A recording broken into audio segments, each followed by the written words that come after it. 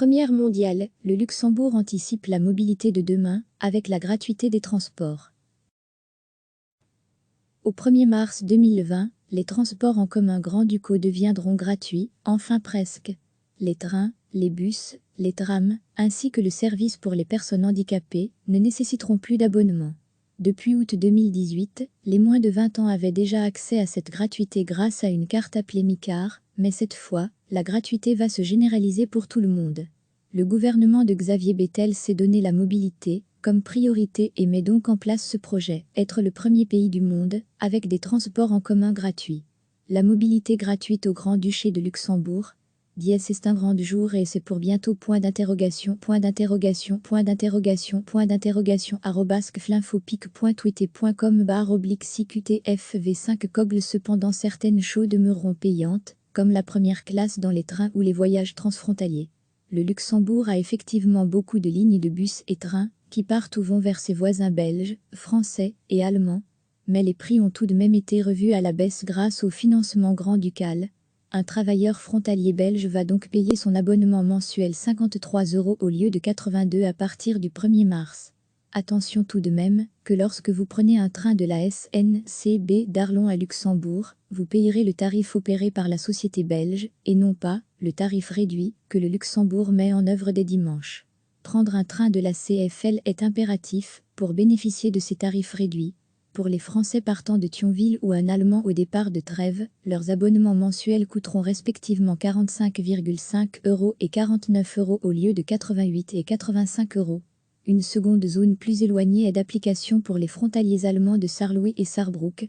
Cette gratuité ne signifie pas non plus la fin de la première classe. Un abonnement à 660 € par an, 75 € par mois, reste disponible pour les voyageurs.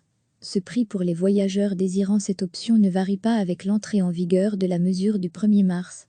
En 15 ans, de 2003 à 2018, le Grand-Duché du Luxembourg a connu une hausse de 70% du nombre d'utilisateurs des transports en commun, à coup d'investissements colossaux et de grands projets, comme celui du tram de Luxembourg-Ville. Le pays veut anticiper.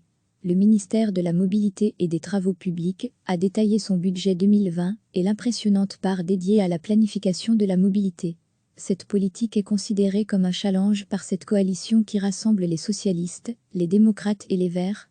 Le pays a connu une croissance de 40% dans sa population durant les 20 dernières années, loin derrière les 12% de la Belgique. Cet État de 600 000 habitants voit débarquer chaque jour un total de 214 000 navetteurs.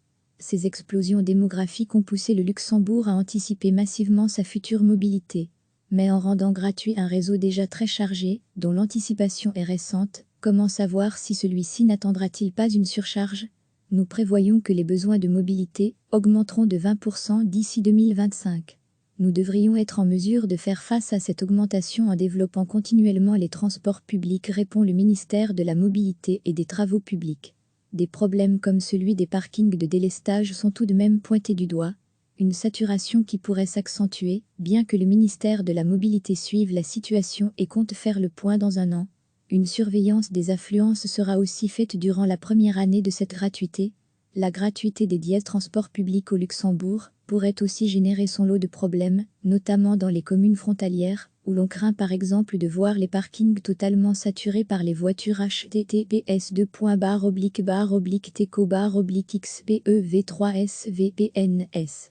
Frontalier. Cette mesure coûte directement 41 millions €, mais cette baisse des recettes ne représente que 8% du budget 2020 pour la mobilité, 500 millions €.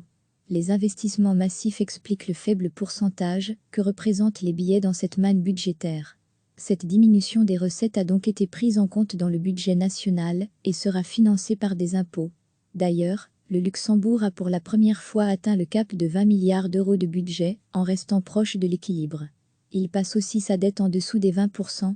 Étant donné la diminution du prix des billets et abonnements pour les frontaliers, ceux-ci ne seront donc pas les bons payeurs de cette mesure sans précédent. Doubler les parkings Parc plus Ride est aussi prévu pour 2025, aussi bien à l'intérieur du pays que dans les zones frontalières.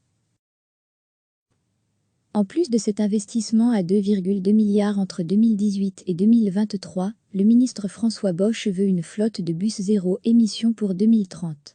Ces mesures et investissements ont un objectif écologique, souhaité par la coalition en place depuis décembre 2018.